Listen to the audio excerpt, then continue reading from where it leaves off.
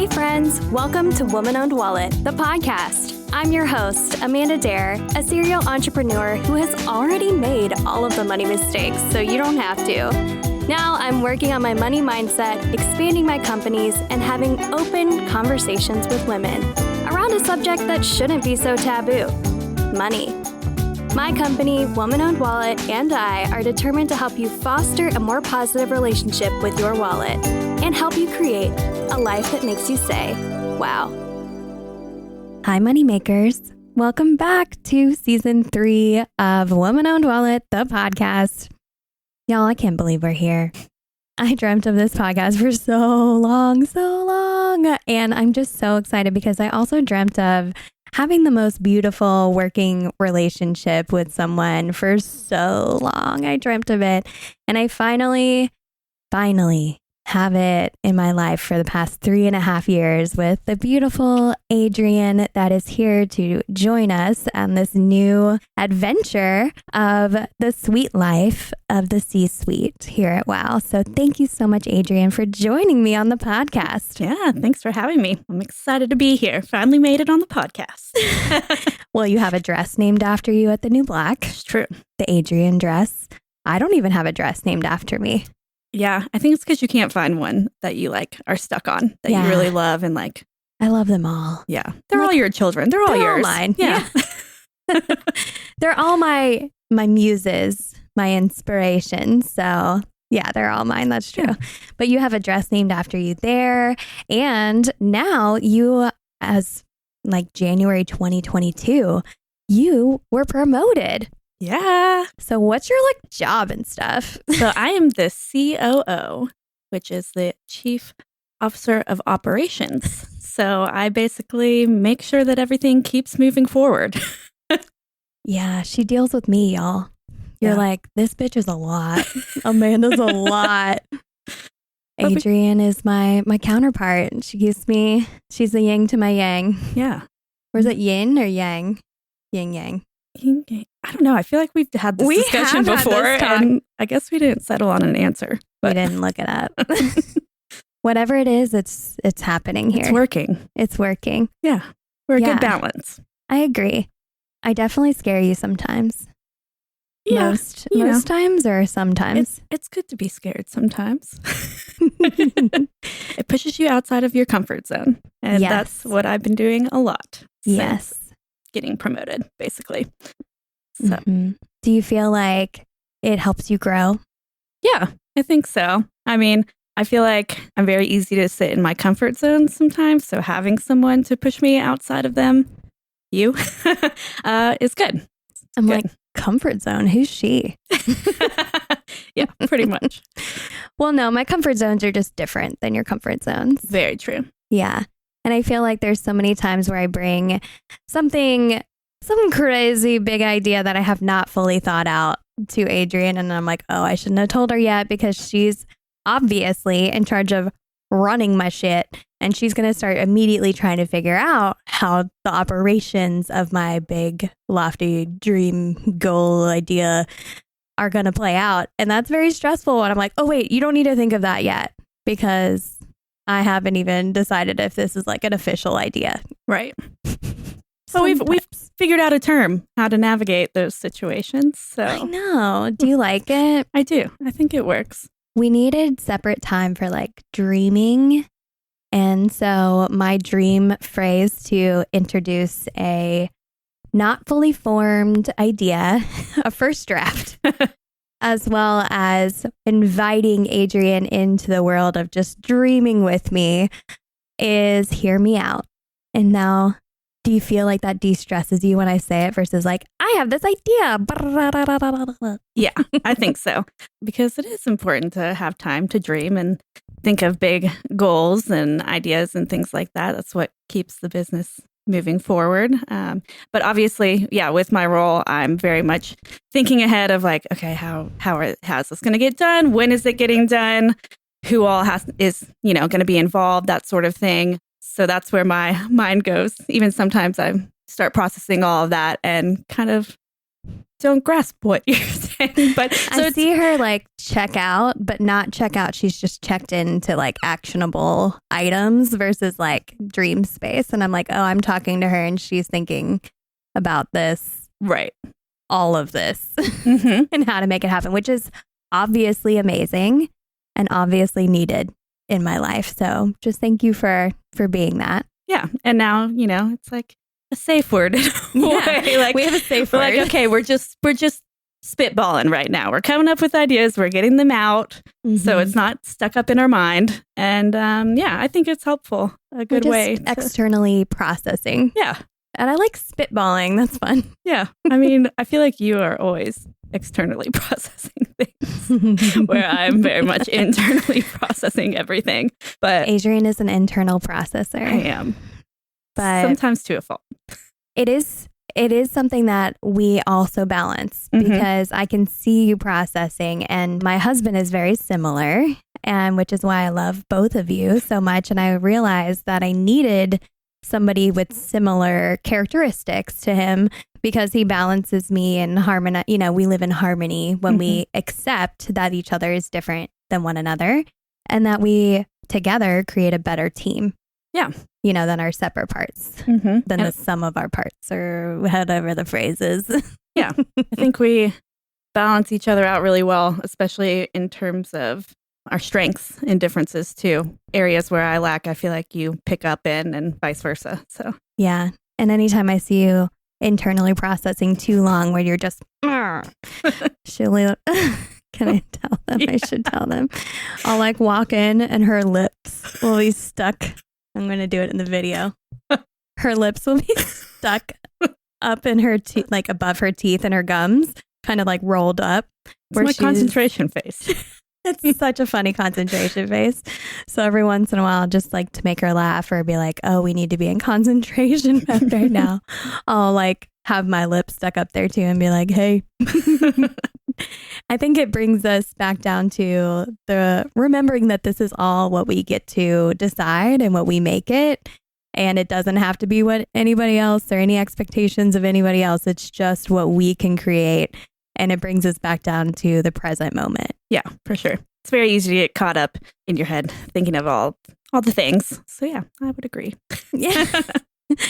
And we decided, what was it, yesterday, that we needed to have a phrase for you to say, or for either one of us to say, because you can always bring me a hear me out session. I would love more of those. I love that shit.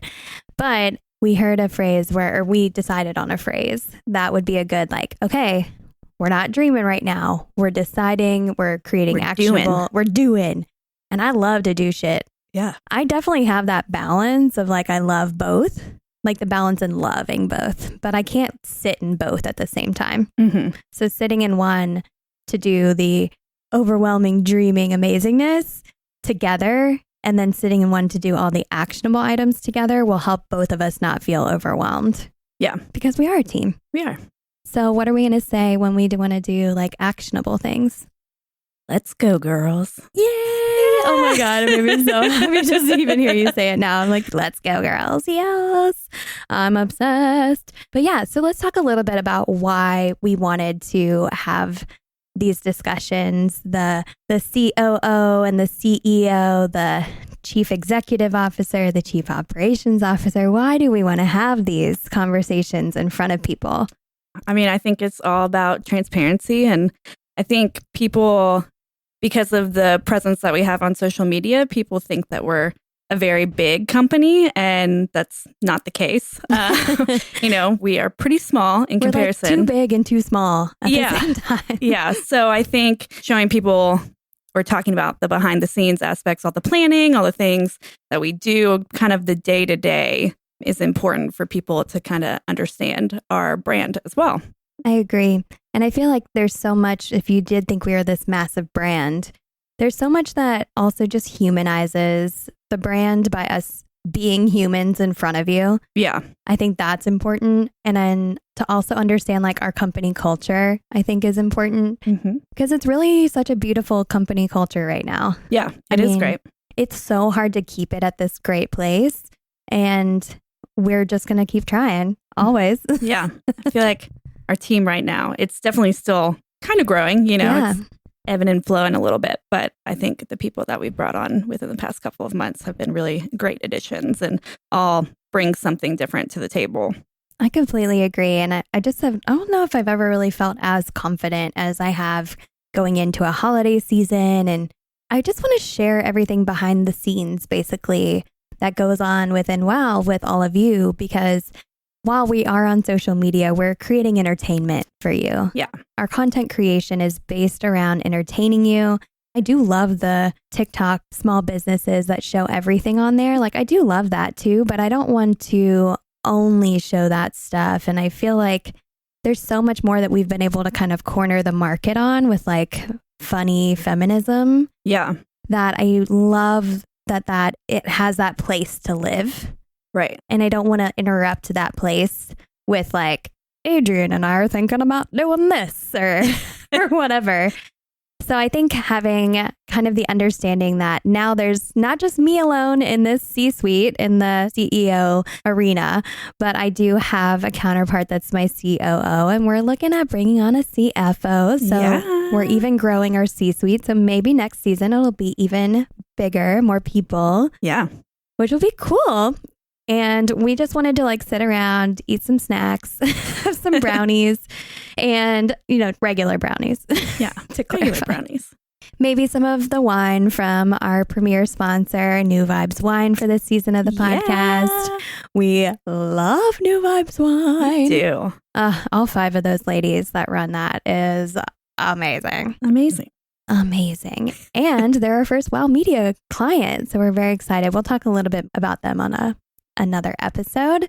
But we thought the best way to kind of break this up, because we are going to have Adrienne on multiple episodes, and the best way for you to kind of keep up with the C-suite of WOW was to break it down by quarters. So Q1 is what we're going to talk about today. And we're also just going to introduce you to Adrienne, so you get to know and love her as much as you know and love me. I hope you love me, but as much as you know me. Yeah. At this point, I feel like people that really listen to the podcast like actually know me. Yeah. Yeah. It feels like such a good place. Mm-hmm. Q1 was a good quarter. Q1 it was fun. So fun. Very fun. So first off, though, that's why we wanted to do this. I think it's super important. So if you're like, dude, I'm just here for the other shit that y'all do, then it's cool. We got tons of that too. So head over to any of our other social media channels, the website, check out our WOW soundtrack. If you wanted to check out just our TikTok and enjoy the funny feminism, or the other episodes of the podcast, specifically more about speaking with other entrepreneurs about their money stories, or speaking with Melissa about money mindset and language changes that we can make, please go check out all of those other avenues. But here we're going to talk about WOW and what we're doing and all the cool shit and all the crazy shit. Yeah. And the fun shit and the scary shit. Because there's both. First, it was spooky, and then it was fun. And then it got scary. If you're on TikTok, you know what I'm saying. That's a sound. Isn't it amazing? So first up, though, Adrienne. Yeah. Let's tell them about you. They know the fuck about me. So let's say, Adrienne, where did your like journey start? Like, tell me about your family a little bit and your kind of money understanding of your childhood, or what's your first like money memories that you have? Yeah. So I think a lot of my childhood growing up brought me to where I am now. Both of my parents were entrepreneurs. So growing up, they both had their own businesses. I saw hardships of that and, the wins that they had. But my parents, whenever I was pretty young growing up, they started their own business. My dad was an aerial photographer. So being in Kentucky, there's all these beautiful rural horse farms. And so he would fly up in his little 2-seater plane and basically hang his head out the window, fly his plane, and shoot photography at the same time. Maybe that's why I'm a great multitasker also. And then down on the ground, my mom would frame all of the photography, and then they'd go door to door, which is like not a thing now in like the country. So they have plenty of stories about that as well. But they made a really good team in that my dad would do that. And then My dad did do some selling as well, but I think for a while it was mainly my mom, and she was really good at that. But they made friends with all the horse farm people. This is in Lexington, correct? Yes. So this is Lexington, but he kind of flew like outside of Lexington too. And he had like his maps that he would map out, like actual physical maps of where he'd be flying over. And like they were all over our house growing up. So that was just a fun thing. Yeah. Yeah. And just if you're not familiar with Kentucky, since this is in a lot of states and countries and continents now, Lexington and Louisville are like an hour and a half away from each other. So she's always lived close to Louisville. Yeah. Where we are now with like the Derby and KFC and all that.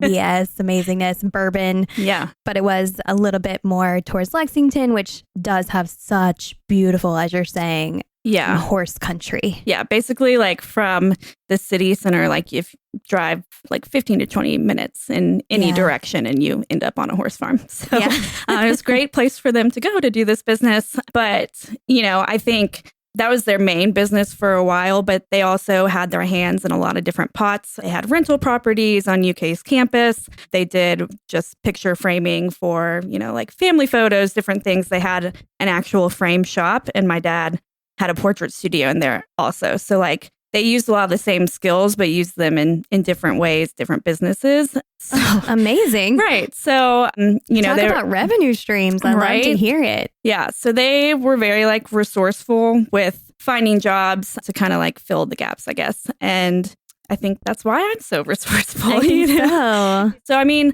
growing up, like, I feel like I would say we were middle class. We had a nice house. My sister and I grew up dancing. It's not like the cheapest thing to do. Lots of costumes. Yeah, lots of costumes. Those traveling around for competitions. Yeah, and even then, like my mom also went to massage school. And so like she would trade with my dance teachers kind of to like help take some money off of like my solo lessons or, whatever. And so that was just like another way of making it work. Like offsetting the cost. Yeah. Yeah. So I think, I definitely saw that and realized now that I'm older and like thinking back on it, I'm like, oh, wow. Like they really were making it work for us to like give us the life that we wanted. They wanted us to have opportunities and everything. And then whenever growing up or like whenever I decided, graduating high school, trying to figure out what I wanted to go to school for, I feel like a lot of people were like had pressure on them from their parents to go into different avenues, like people want their kids to be doctors, whatever. But my parents always gave me the freedom to choose because they had that path for them as well. So whenever I was like, I'm going to go to school for costume design, they weren't ever like, well, what are you going to do with that? They were like, great. Okay, cool. Like, let's go look at some schools. Because from where I grew up dancing, my favorite thing was like the costumes. And I knew that I was never going to be a professional dancer. Let's just say that. Just like I was like never going to be a professional singer. Right. But the costumes were the best part. They I agree. were. And, my mom and my grandma, a lot of the women in my family all sewed. And so I learned to sew when I was like, probably like 10 was when I first started getting lessons about it.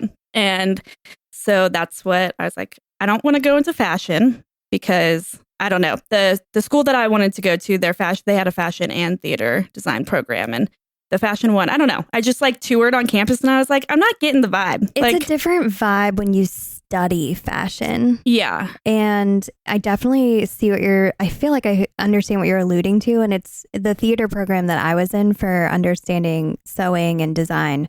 There wasn't a fashion option, but just by watching like fucking Project Runway, Yeah. there's like a lot of competitiveness. Right. And they're like the program that was at Western, which is where I went to school, Western Kentucky University, they had a fashion merchandising. So I was like, I want to be making the things. And they're like, well, we don't really do so much of that. And I was like, well, where can I go? And then I was like, oh, the theater department. Yeah, there's a lot more opportunity in the theater departments to learn the skill set that you truly wanted. Right. Yeah. And I, as a freshman, got really lucky. The theater department was really like growing, but it was still relatively small when I first started out. And they needed someone to work in their costume department. So from my first year, I started working in the costume department as my job. And then I think the great thing, let me say, if you need something done, get a theater kid on it because we are well-rounded folks and we, can multitask a lot of things. Because we had to. Yeah. There's not that many theater kids. So I've done sound, lighting. I built lighting. Sets. I'm like, my husband's like, you're so handy. I'm like, because I literally helped build sets. Yeah. I have a lot of skills from that and am well-rounded because of it. So lots of personalities too. You learn how to interact. Yeah. In lots of different, because there's a new show all the time. Right. That you're either building or breaking down or is currently on the stage.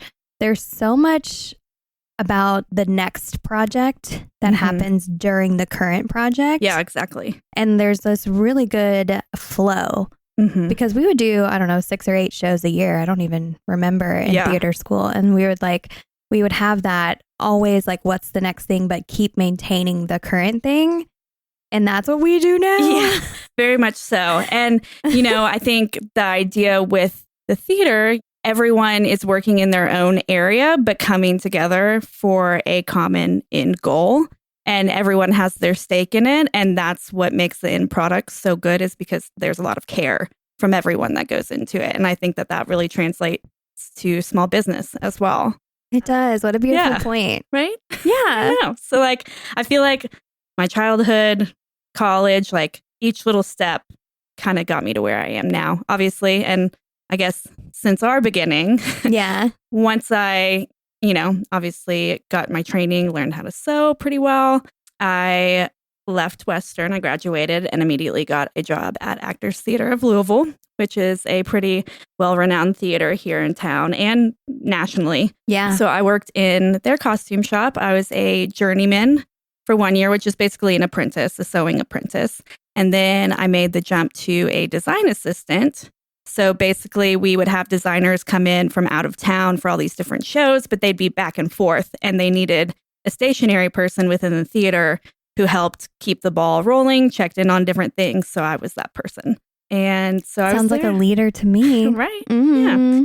And so I did that for a little while, and then I left the theater, worked for a millinery shop, making derby hats and fascinators, which was a new skill set for me. But then I was kind of jumping around, wanted to, kind of see what else was out there. And we have a mutual friend who was like, have you ever heard of the New Black? And I was like, no, what's that? And she was like, oh, well, my friend, she has this clothing company. It's a sustainable clothing company. They make all of the clothes in their studio. And I was like, well, that sounds really cool. Let's get connected. So I think she passed along your information to me. And then we had an interview, which I remember was so funny because you were like, are you sure you're going to be you're not going to be bored sewing the same thing all the time? Yeah, listen, I don't want anybody to hate sewing because they have garment sewing, fashion production sewing, and theater. I have learned by having so many seamstresses over the years, it's not for everyone. Yeah. And a lot of people love making really intricate costumes that are, unique and individual and one of a kind. And that is not what we did. We had ready to wear clothing, and we were making hundreds of thousands of dollars. I was like, trust me, I don't want you to hate your love of sewing and your craft because of me. That would suck. So I was always like, are you sure? And then I would do a trial period just to make sure so that you could easily communicate with me or anyone that has worked for me. And a lot of people didn't make it past the trial because they didn't love garment sewing, which is totally fine. Yeah. I just want people to want to be where they are, not forced to be where they are. Yeah. Even though I feel like I've always paid better than the theater did. So. Oh, 100%. Yeah. Thank you. Yeah. Which, ultimately was the reason why I left the theater. I always loved theater, but I wasn't obsessed with it. Theater is very much an industry that you do it out of love. Yeah, not necessarily. Lifestyle. Yeah. And I totally get that. And I understand people choosing that path for themselves. But I was like, I don't know if it's for me. I want to make some more money. I want to be able to do things. I want to have time off, which like the theater, Yeah. there's not much there for that. And so I just felt like I needed to change, and which is why I left and kind of started exploring other areas, which eventually led me to you. Yeah. So I started, almost 4 years ago. Yeah. Sewing at the New Black in the mall. Yeah. Because it was January, right? Yeah. Yeah, I thought so. So we're past 3.5 years now. We're past that halfway mark. So yeah, almost 4. I know. Yay. Yeah. It's the longest employee I've ever had. Yeah. It's amazing. Yeah. So 4 years or almost. Almost 4 years. Yeah. Started sewing in the mall. Yeah. In the mall around all the fast fashion. Yeah. We always challenged fast fashion every day where, we were right next to them giving people an option for sustainable fashion. So it was cool to be a part of that and to kind of, face it every day was pretty cool. But then people would walk in with not understanding what we did, and it was a lot of education. Yeah, education, a lot of basically laying everything out for them. Yeah. Giving them tours of the studio. Yeah, because it's strange to us because we're used to the idea. But people who don't really know about sustainable fashion or just like slow fashion in general, how clothes are even made. Yeah, they're like, wait, what? You're doing what? And it's like, yeah, we're out here making our own clothing. We want to give people a better, longer lasting option. Yeah, I just got a message the other day about somebody wanting to order another Kate dress. And they're like, I've loved mine for 5 years and I still do.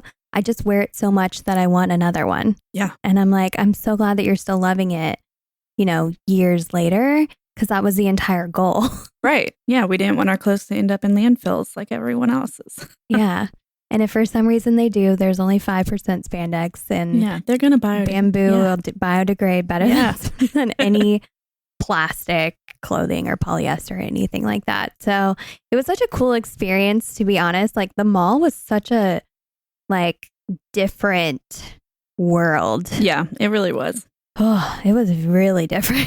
Yeah. And I wasn't even there for that long. Like it felt like a lot longer than what it actually was. I always felt like it was longer, but it was 2019 that you started. So obviously 2020.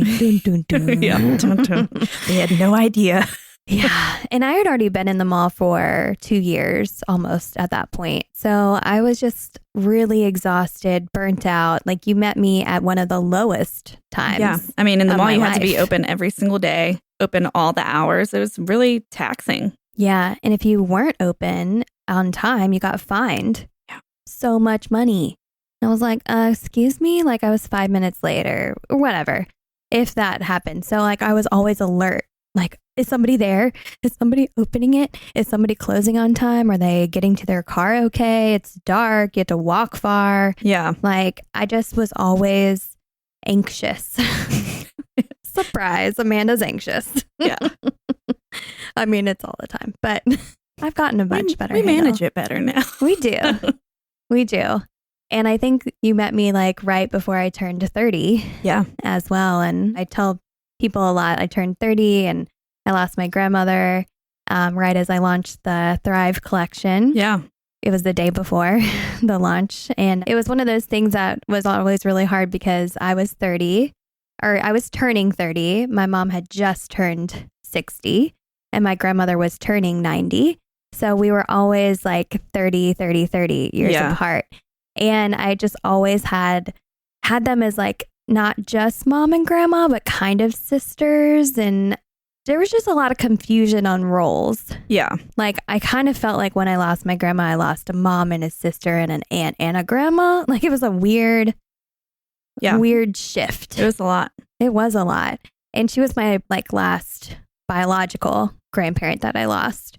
So it was just like a lot of energy around that. And then, being where she had like basically cut off her sister and cut off her daughter, and my mom cut off her sister, just didn't have a great explanation of like, oh, like you can have a good connection with another woman and you can talk to them about things. Yeah. You don't have to just cut them off. Right. You didn't understand that for a long time. And I always wanted to, but my example was my example. That was my reality. So it was like a lot to lose her. And then, just managing my family's, reactions to that. And there's just a lot that we all went through together. Yeah. Especially my mom, because it was her mom. Yeah, you are a very big support to your family. So during that time, I feel like you were being leaned on a lot, but maybe didn't necessarily have a lot of people to lean on as well. Yeah, sometimes I'm leaning even to you and to my husband more than I realize, because I do have a lot of people leaning to me, which I still love that role as well, but I want to do better, with it. So that's why I'm in therapy now. Yay! I'm in therapy for everyone around me. But yeah, so there was a lot of that. And then I decided to move out of the mall. Right. And you're the only one I kept with me. Yep. Thank you. Thank you. I didn't want to lose my job. I was like, this is just not the future of this anymore. And it was getting out of control, and in a good way, like revenue wise. Yeah. But I just financially, it was so expensive to have, I had 20 employees at one point. And I was like, I can't do this. So if we just adjusted how we were operating, we could have the same amount of profit or more profit with less, not less work, because it was still, we were making everything. And of course, then just 2 of us versus 20, we had to do a lot of roles, all of them, literally, all the roles. But also there was just so much getting away from me and so much money going out the door. And it was going to crumble eventually if I didn't make a massive change. Yeah. And I communicated. I felt like I really openly communicated with you about all of that. And you were still like, let's do it. Let's go. And I'm like, oh, thank God one person wants to hang out with me still. Because I thought, I just didn't know what was going to happen. And then we moved in. Yep. I didn't had know. A great party. Great opening party. We had multiple collections launched, the Powerful Collection, the Fearless Leaders Collection. Oh, no, that was the year. Oh, no, that was the same year. Yeah, that was that year. God, my brain. Yeah, I'm pretty sure I was still cutting that purple whenever the pandemic. You were. Yeah. We had the Thrive Collection, the Reflect Collection. We had so many collections that we, between the 2 of us, created, ordered, made, sold, ran parties. If you guys are like, why does Amanda love Adrienne so much and then why is she so loyal to her? Bitch, get off Adrienne's back and my back, because she stayed with me through all the bullshit. Yeah. All of it. You'll never know truly my love for you because of that. Aww. It really, I might cry. It's fine. I'm not going to cry. Then you're going to make me cry. Oh my God. Don't look at me. I'm not looking at you. I can't. But you were there for all the things that we went through. And I feel like I truly never held anything back. I mean, I definitely didn't want you to be overwhelmed, but I never felt like I had to worry about you hiding something from me or lying to me, which I just don't do well with that. Yeah. So I'm like, just tell me, what is it? Because I can handle anything. I just got to know what it is. And I always felt like I was clear and honest with you and trying. And 2020 was the worst. It was so hard. Yeah. So hard to get through. And we made thousands of masks. Yeah. And we did it all while not seeing each other either. Yeah. You worked at home and I was in the space by myself. Mm-hmm. Luckily we had a space that was also large. Yeah. Because the space we moved into in Nulu had 1,500 square feet. And it was one long room. So we could even be together every once in a while. When we understood better about the pandemic, we could start to come together. And I could do be in the very computer front. stuff up in the front. Yeah. I'd be cutting in the back. Yeah. So we could still operate and didn't have to wear a mask the whole time. Of course, once it got to a point where we understood what was going on better. But we were 1,500 square feet apart. Yeah. That's more than 10 feet if you can't tell, or 6 feet, whatever it is. Yeah. So it was just really interesting to watch how we operated and how, honestly, I just couldn't believe that you were just still down. You were like, we're going to make it through this. We're going to do this. And you were such a big support system to me during all of that. And I probably would have given up if it wasn't for you. Mm. Yeah. You're a great employer to me. Thank you. You've always done everything in your power that you could do to help my situation, which I've always really appreciated from you as well. Yeah. Anything I can do, I would do. Yeah. And I think that you provide that to me and I provide that to you. And I think that's, like I said, I've kind of overdone it before with relationships with employees. And I think that's the beauty of what we've kept is like, we can have this business relationship. And of course, like we're friends. Yeah. But like, there is a certain boundary that you have to keep there. And the way I always explain it to people, because Adrienne got married last year, is that I went to her bridal shower, but not her bachelorette party. Yeah. That's the boundary. Yeah. Adrienne has a fully separate life and a party life that she should enjoy and lead without her employer being next to her and without us getting into that kind of trouble together. Yeah. I mean, we still like hang out and do fun stuff, but like, you know what I'm saying? Yeah. That's a difference that not everybody has that has really benefited us and has taught me how to be a better employer for the future people that came after you. Yeah. Because I hadn't been able to fully create those boundaries before. Mm-hmm. And I lost a lot of friends because of it. And that was on me. Yeah. Like, my bad, y'all. I didn't know. I didn't know. And I didn't know what the other options were. But we like kept that and just worked out. Yeah. Somehow beautifully, amazingly worked out.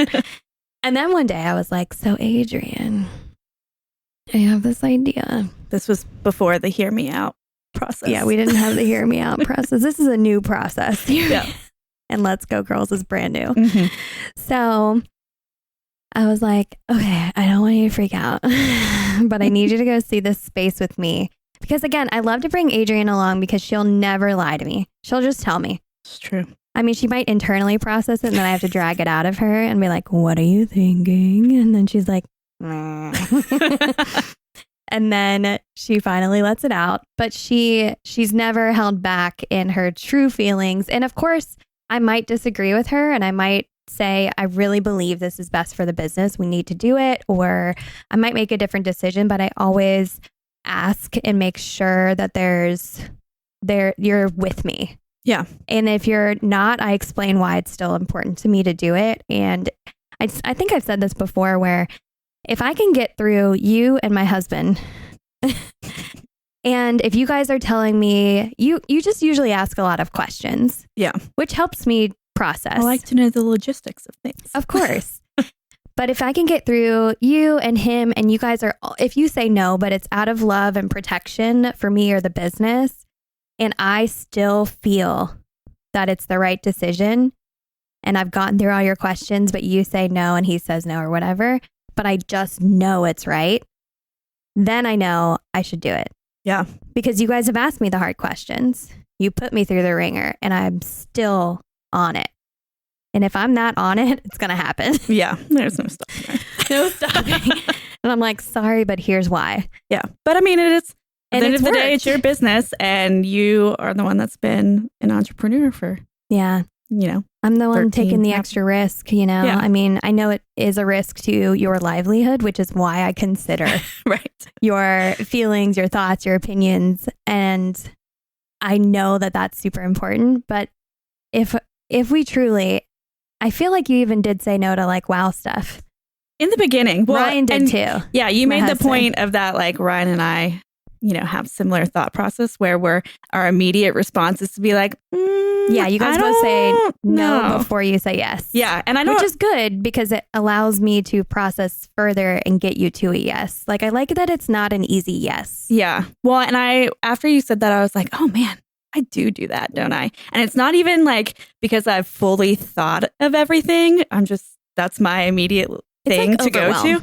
Yeah. And so now I'm like, that's why I do so much internal processing is because I'm like, well, why is my immediate response to say no?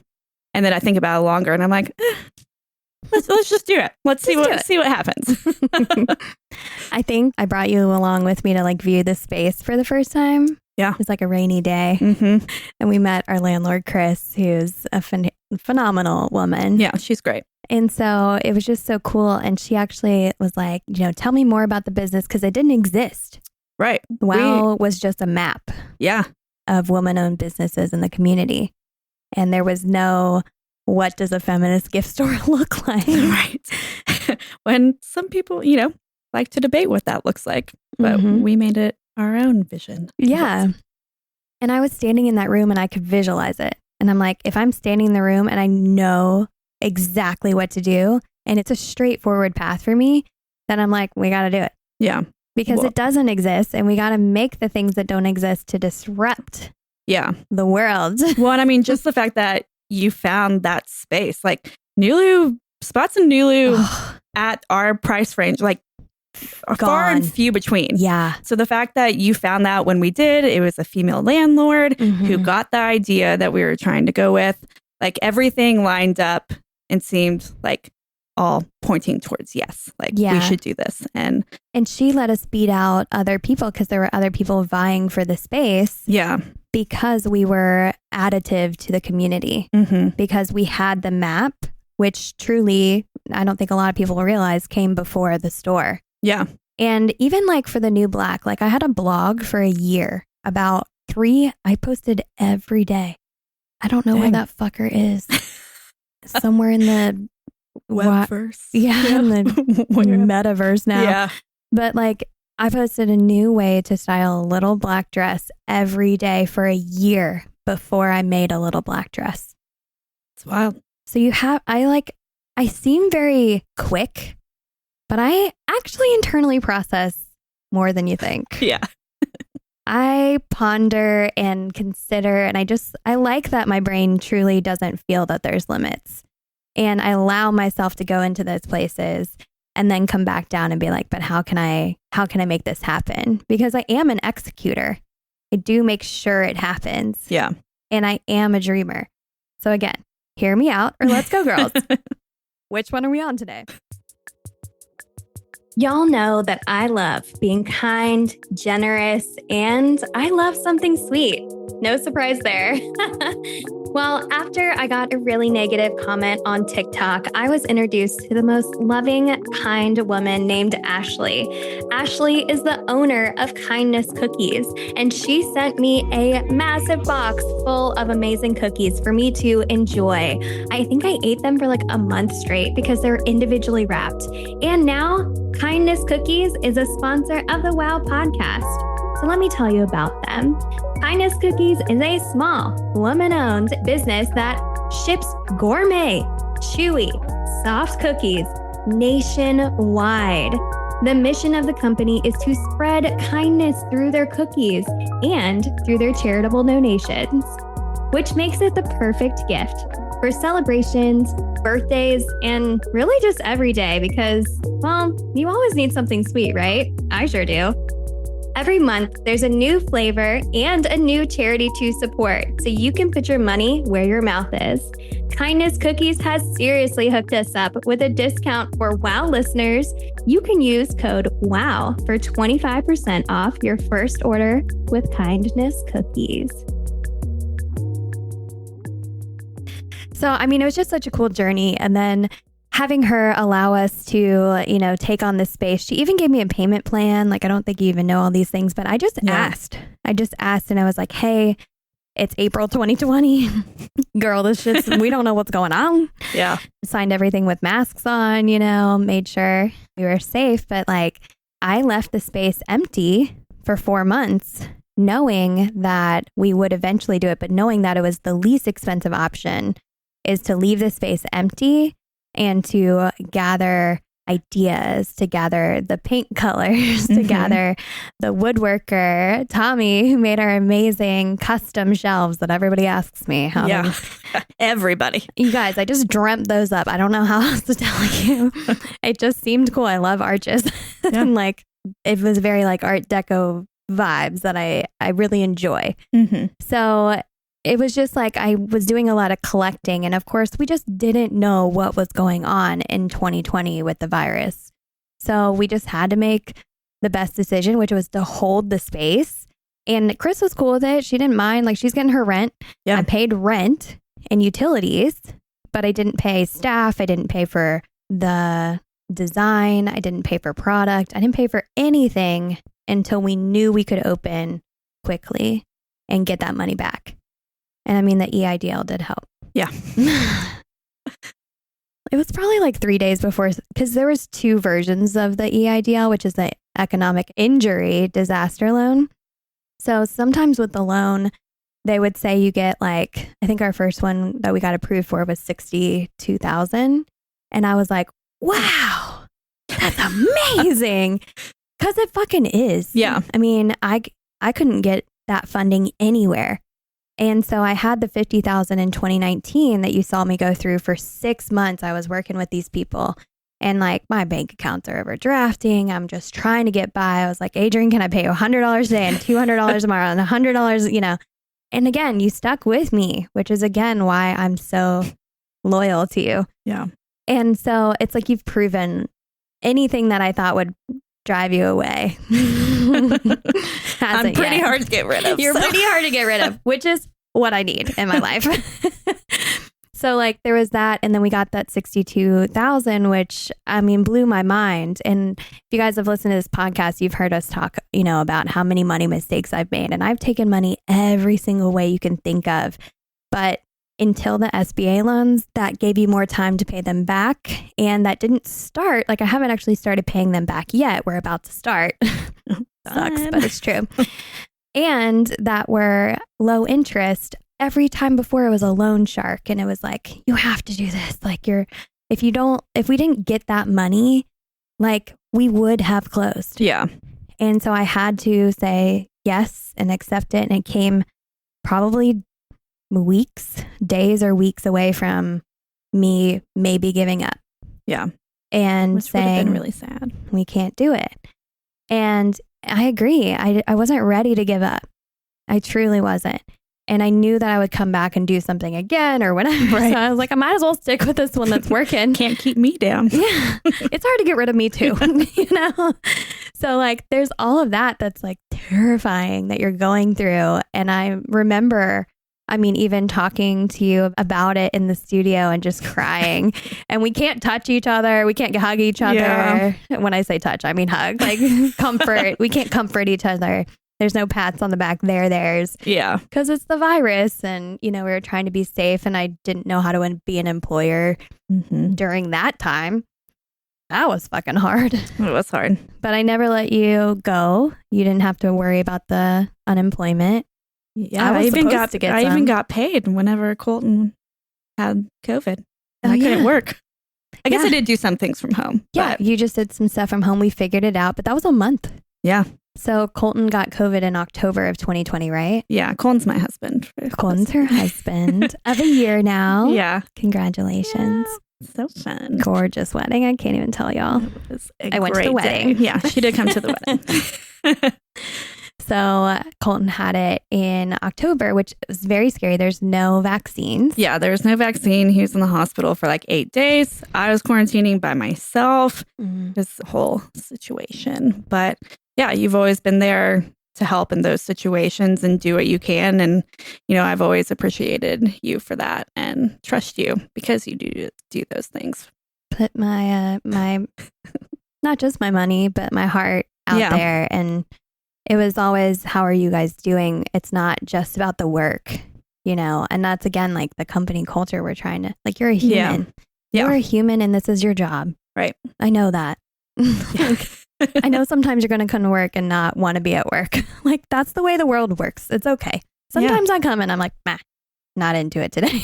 Yeah. But I feel like, I don't know. Honestly, like, I don't know that I do have days like that. Yeah. Because I do like what we're doing here and enjoy, and every day is different, which is great for me. But yeah, and I've definitely worked in jobs before where I'm like, yeah, I really don't want to go in today, but I've never felt that way here, which is great.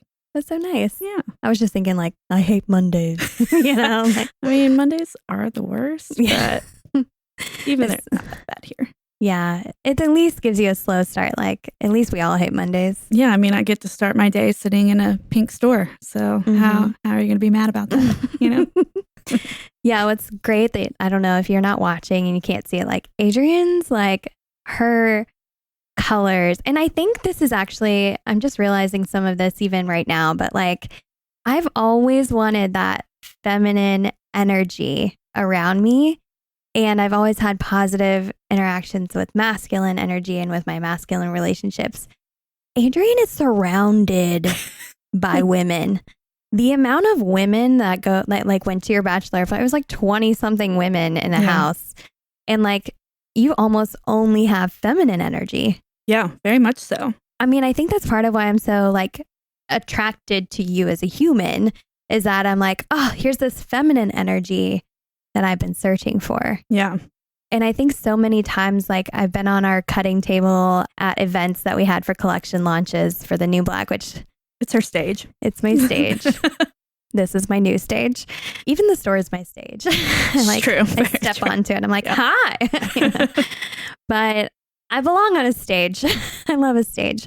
So anyways, I would be up there and I remember being at our last studio and me saying, I think it was for the Reflect collection in 2020, where I was like, Adrienne gets her dress. Like she's I made it. She made it. She's inspired me so much. And I think I like basically started crying on there because you've just always allowed the space for me to be myself. And I never felt like you had expectations of me that were not the true version of myself. Yeah. And so I was always thanking you for like just letting me be the crazy little one that I am, or the external processor, the energy, and even having you in my life, because I know there's so much that I'm sure you're like, Amanda, why are you stealing my shoes again? Like we're wearing the same slippers right now, but I did get them for us. We got blankies and slippers and we're doing this and you're getting paid. It's great. It's great. So like, I've always been like, Adrienne, where'd you get those shoes? And then I'll show up the next day with them. I'm like, so I've always been very inspired and influenced, I think, by you. But I think it's helped me knowing you to bring out my true feelings. Yeah. But I think I always felt like bad that I was like being influenced by you. And I was like, no, I think this just is truly allowing me to bring out the feminine side of me that I was trying to like hide for so long, because I was nervous that masculine energy was the only energy entrepreneur was allowed to have. Yeah. And was so celebrated for.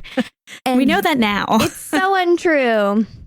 I mean, just think about how much of a explosion of creativity and pink and like femininity that's happened in the last year to 2 years, even, since the pandemic, that personally I've gone through and that you've been totally here for. Yeah. Because one day I was like, I'm really sorry, Adrienne, that I hired you as a seamstress and then made you do all this other shit.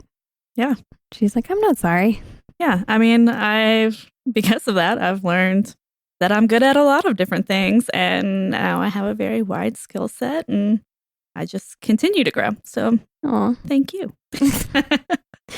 And I think just the base is that we each allow each other to be each other's like true selves. Yeah. Like I would never hold that back. And even though there's some times where I know it's hard for us to be like, what is the fuck is she even talking about? And like, it's hard too when you are so different than someone. Mm-hmm. But I think, again, like we can push and pull and bring out the best. And at the end of the day, we know we're on a team together. Yeah. We know we're not trying to get one over on each other. We're not trying to push each other past our limits. We're just being ourselves and bringing what we bring to it. And then some days it's easier to deal with that than others. Yeah. But like, we're just humans. Exactly. And it's okay. Yeah. We're all humans. We have our days and we understand that. And that's what makes it a good culture to work here. Oh, yeah. And now that you're in the C-suite, you'd be fancy. Yeah, I am fancy. Do you like telling people you're a COO? I do, but I also still feel like there's a bit of like imposter syndrome with it, because it is, I think it's because of the fact that like I've grown with this position. Like I don't want to say I didn't work my way to it, because I definitely put in work. Definitely did. But it's like now it's more like keeping up with that position and maintaining as the company grows. Yeah. So it's kind of like doing things in reverse almost. And, I think, saying like COO learning. Is so fancy. And it's like, oh my God, that's reserved for like fancy people, whoever they are. But it's true. People in boardrooms and suits. Yeah. It's really funny because there's a company, which I know you know them, but Hey Mavens. And they make lingerie, slow fashion lingerie in Nashville.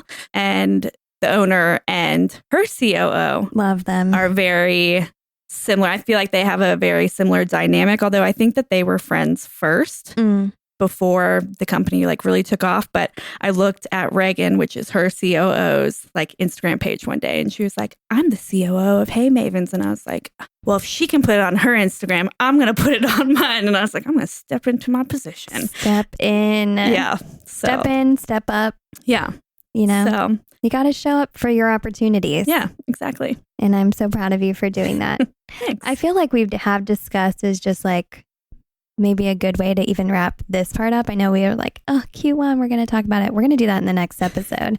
I just really want you all to understand this journey that Adrienne and I have been on, and Adrienne's journey, because you do see her on so much of our marketing and content creation and so much of our world. And she really is such a great counterpoint to me. And if you're looking for that, like, it exists. You might have to go through, I had like 75 women work for me at this point. You might have to go through some people to find them. And I would definitely say someone that has entrepreneur parents definitely helps. Yeah. But I think it's just really good to say something around like, you're always developing as a leader. And I try to always provide additional opportunities for you to do that, resources for you to do that. And we do have performance reviews where we're like speaking about it.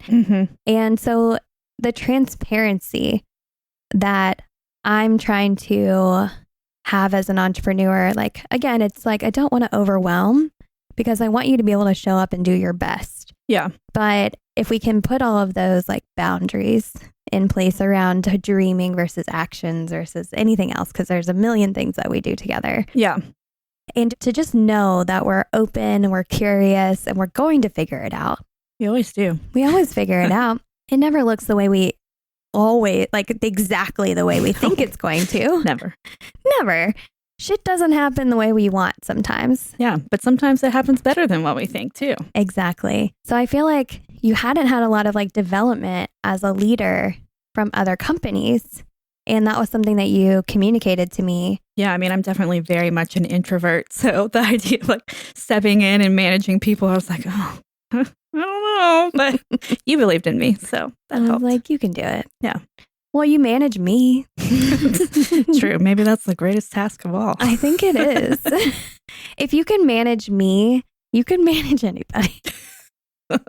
Think about that. That's so true. Maybe. I mean, it takes, we've had a lot of different personalities through the door. Yeah. And everybody has to be led different ways. True. And we talk a lot about that in the ways that, it's all around communication. And I think one of the things that we're working on is your communication openness. Yeah. And as you said, being introverted or an internal processor, like it takes a second. So we also have to allow for Adrienne to have a second. It's serious though. Like it's very much a person that's like, I need to think about this. I will have answers, but I'm going to need a minute. Yes. So she's like learning that whole, respond versus react kind of thing that we've talked about so much on the podcast. Because I also want you guys to just realize like these themes and these words that we talk about and these mindset strategies that we have towards your wallet go across your entire life. Yeah. Being more intentional and responsive. And sometimes I take, like Adrienne will be like, Amanda, you need to respond to this. And I'm like, chill out, because I need time to internally process. So we've even had those moments and we made it through all of them. But again, I always know that Adrienne will not lie to me. Her Sagittarius self, apparently. What did you learn about yourself? Yeah, well, I guess Sagittarius are just very Sagittarius. What's the pearl for? I don't know. Are just a very honest, which I guess for me, I never can, like, I don't lie or anything, but I feel like they made it seem like they're like Sagittarius are brutally honest. And I don't ever think of myself like that. But then at times when you're like, Adrienne, you really like can't hide the expression on your face. I'm like, that's where I'm honest. My face does not lie for me, which is a blessing. But yeah. Blessing and a curse. Yeah. We wear our reactions on our face, or the poker face thing. But I am always going to tell you what's what, and in a nice way, of course. I agree. It's not that you're like an asshole about it. Like you're making like, I don't know, just direct people. Maybe that's what you're thinking of as like honest, but honest is the best characteristic I can think of. Yeah, it's a good one. So I'm down for it. Yeah. We don't want no liars. No. If you lied to me and you told me things like you wouldn't be here. I know. That's your big thing. I don't like honesty. Yeah. And trustworthiness. Yeah. Like if you lose it with me, it's hard to get it back. Yeah. Because I will give you 1,000,000 chances. It's true. And if I've given you 1,000,001 and you're still fucking up, I don't have anything left. Yeah. And we don't have time for that. Don't got time for that. And maybe part of that is my Ariesness. I know that that's something that happens. But a lot of it is my view on how I saw feminine relationships of being, you got 1,000,001 chances and then you were cut off. Yeah. And I didn't have representation of additional options for female relationships. So now that I do, and everything's going okay, and I've chilled out and gone to therapy and dealt with some of those things, like, it's not even that, you might think when you go to therapy that these are these people's fault. They did this to me. This was the only example I had. No, they didn't mean to do shit. They were just living. Yeah. And it's how I perceived it. It's not what they did. It's how I perceived what they had going on in their lives as what I had to have going on in my life. I was like, you don't have to do it this way. And I heard this really great phrase that is like generational trauma kind of phrase. And it said, it ran my family until it ran into me. Oh. And now I think of stuff like that. Yeah. Breaking the cycle. Yeah. And my grandma and my mom, they always called me, I mean, my mom still does, but they were like, told me that they were scared of me in like, not a weird way, but in like my ambition. Oh. Mm-hmm. They were like scared of my limitless possibilities that I believed. And they were, because they had, more normal jobs and just stuff like that. And it never hit them that they had possibilities. Yeah. And that they had options. Right. And the fact that I was like, yeah, you raised me to be the jam, like the jam winner or whatever, which I've mentioned on another episode. But, my brothers were raised to be breadwinners and I was raised to be the jam, which holding it all together. Yeah, I was going to say holds the sandwich together. So it's a really good metaphor. And my mom always told me that she was the jam and my dad was the bread. And that in itself may not feel equal to you when you see it, but think about how much better the jam makes the bread. Yeah. When it's good sweetest jam. Part. Yeah. I want to be blackberry jam. I love it. Love blackberry. It's so yummy. So like when you think about it and you're like, these are the things that I just happened to see, happened to take in, like with you and your parents, you saw them being resourceful and multitasking. It's just so interesting because they didn't mean to teach you things necessarily. They just lived and it was how you perceived them that made you who you are. Yeah. And made you work so well with me. Right. Yeah. Thanks, Mom and Dad. Thanks, Mom and Dad. I love my parents. Yeah. Everything's good. And so I feel like, I don't know, it's such a good combo to be together. So thank you, Adrienne. Yeah, thank you. For everything, but for especially joining me on the podcast and putting your chatty pants on today to be chatty with our friends. Welcome. Is there anything you want to say to the moneymakers before we wrap up? We are going to do multiple episodes. Yeah. How can they follow you, the COO of Woman Owned Wallet and Shop the New Black? And how can they follow your additional revenue stream? Yeah. Well, it's funny because I'm not very good with social media in my own personal life. Very good at work, but not so good in my personal. So yeah, my personal one, I literally haven't posted in like over a year. That's how bad. I do stories, but actual posting, it's few and far between. But I am keeping up better on my little side hustle biz I have going, which is Sasscat Creative. It's colorful jewelry for colorful people. I sell it at WOW, as well as I've been getting out doing some markets lately as well. And that is sasscat.creative. And you can follow me on there. Yay. And all you moneymakers out there, you got money in your wallet and you want to put it into the wallet of another woman. Yeah. Put it in Adrienne's wallet. I'm here. Give it to her. She'll do beautiful things with it. She'll buy things for her dog, Callie. Yeah, Callie dog. Or her kitties. Mm-hmm. Or her husband. One of them. She'll improve her own situation and her own life with the money you put into her wallet so that she can even do just more being COO. Yeah. And then you get more benefit because she'll be around longer. So do it. There you go. This is the reason why. Put all that money into those ladies' wallets. Mm-hmm. Well, thank you, Adrienne, again. And thank you, moneymakers. Now, moneymakers, go out there and make that money.